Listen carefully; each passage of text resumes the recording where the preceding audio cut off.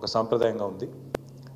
తెలంగాణ భారతదేశంలో కలిసిన ఈ రోజుని, ఇంటిగ్రేట్ అయిన ఈ రోజుని, ఇండియన్ యూనియన్లో తెలంగాణ ఇంటిగ్రేట్ అయిన ఈ రోజుని నేషనల్ ఇంటిగ్రేషన్ డేగా, జాతీయ సమైక్యతా దినోత్సవంగా గత 10 సంవత్సరాలుగా ప్రభుత్వంలో ఉన్న, ఈరోజు ప్రతిపక్షంలో ఉన్న ఘనంగా జరుపుకుంటా ఉన్నాం. అందుకే ముందుగా తెలంగాణలోని ప్రతి అన్నకి, ప్రతి తమ్ముడికి, ప్రతి అక్కకి, ప్రతి చెల్లెకి, ప్రతి ఒక్కరికి ముందుగా ఈ జాతీయ సమైక్యతా దినోత్సవం సందర్భంగా శుభాకాంక్షలు.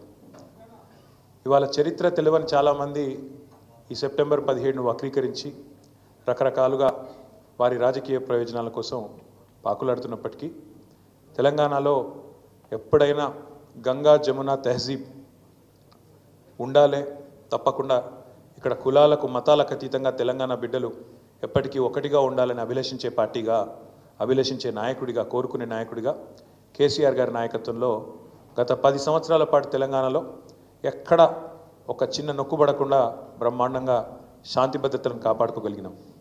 అది ఏ సందర్భంలో అయినా కూడా ఆ విషయంలో మాత్రం రాజీ లేకుండా ప్రయత్నం చేసినాం.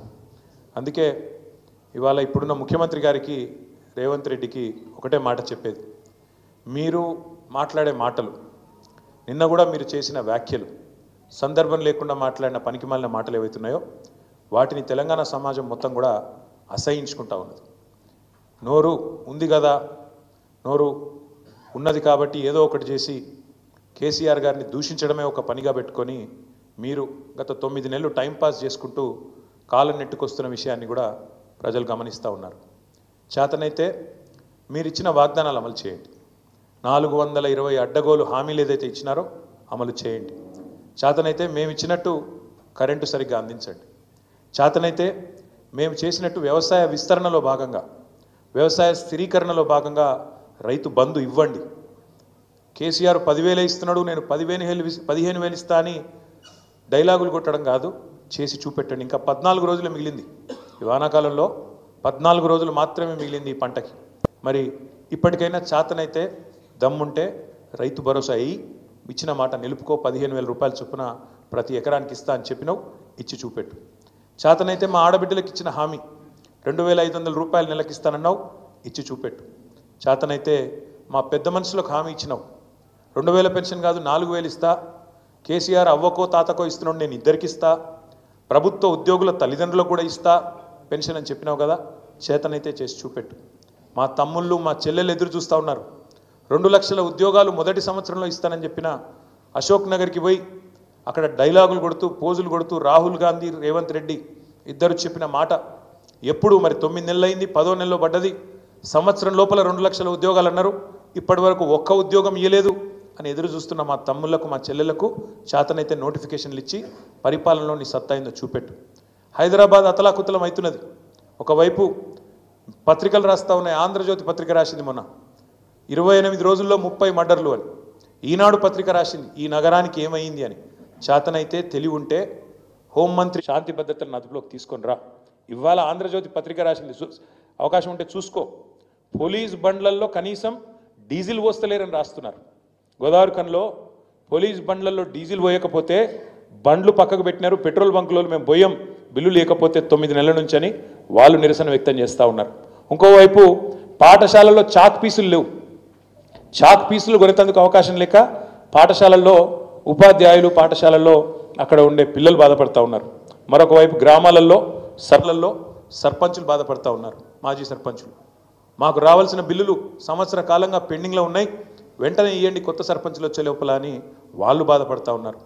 గారి మీద నోరు బారేసుకోవడం, నోటికొచ్చిన బూతులు తిట్టడం, పరుష పదజాలం వాడడం, పనికి మాలిన అవాస్తవాలను ప్రచారం చేయడం.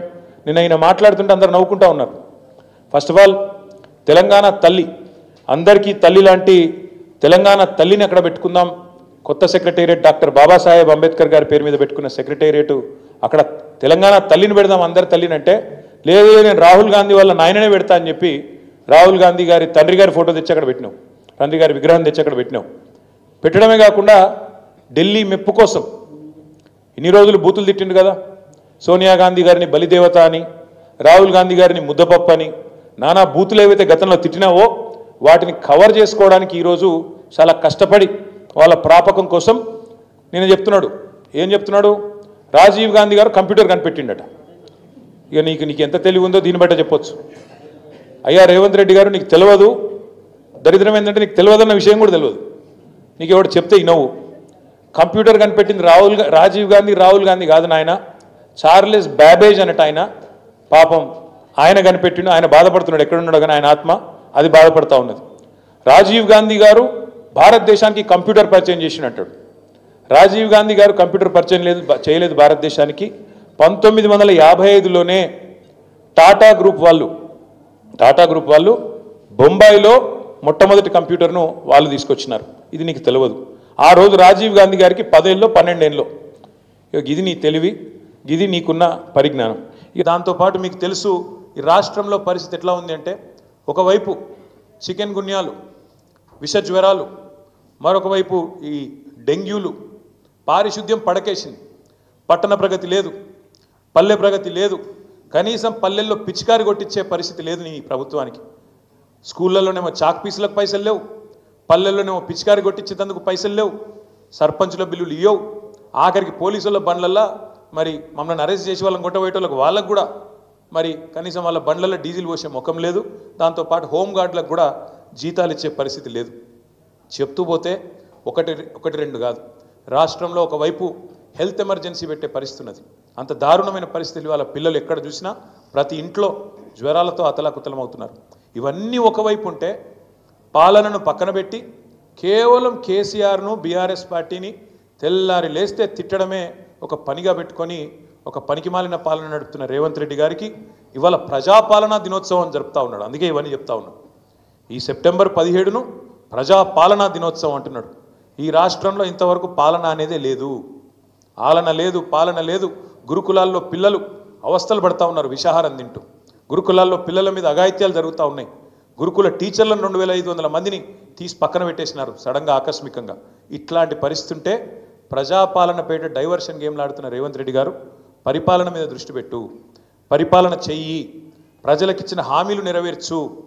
అందుకే ఇవాళ మేము మా పార్టీ తరఫున రాష్ట్ర ప్రభుత్వానికి, ముఖ్యంగా ముఖ్యమంత్రి రేవంత్ రెడ్డికి చెప్పేది ఏమంటే, ఇకనైనా ఈ 10వ నెల నుంచి అయినా పరిపాలన మీద దృష్టి పెట్టి ముందుకు పోండి.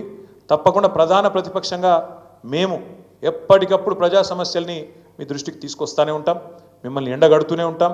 ప్రజాక్షేత్రంలో ప్రజా ఉద్యమాలు నిర్మించి తప్పకుండా ఉద్యమిస్తూ మీరు ఇచ్చిన 420 హామీలు అమలు చేసేదాకా మీ అంతు చూస్తాం, మీ ఎంబడబడతామనే మాట కూడా తెలియజేస్తూ, నిన్న నువ్వేదైతే తప్పు చేసినావో, తెలంగాణను అవమానిస్తూ, తెలంగాణ ఆత్మను అగౌరవపరుస్తూ, తెలంగాణ తల్లి ఎక్కడైతే కొలువు ఉండాలనో అమరజ్యోతి మధ్యన అంబేద్కర్ సచివాలయం నడుమ తెలంగాణ భవిష్యత్ తరాలకు, భవిష్యత్ పాలకులకు కూడా స్ఫూర్తిగా ఉండాల్సిన ఆ స్థలంలో ఎక్కడైతే తెలంగాణ తల్లి కొలువు తీరాలో అక్కడ నువ్వు రాహుల్ గాంధీ గారి తండ్రిని పెట్టినావు.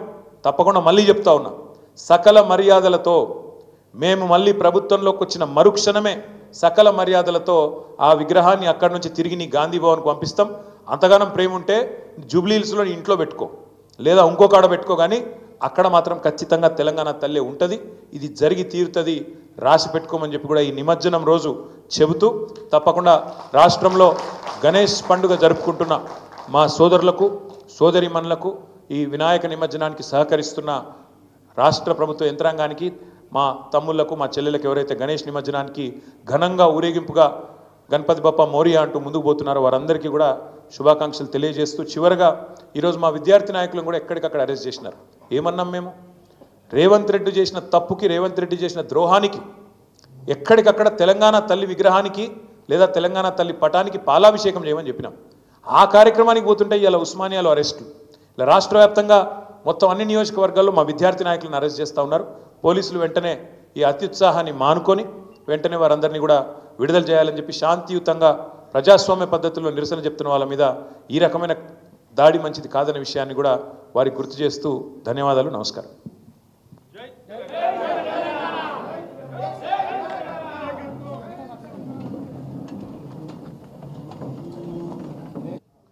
ఈరోజు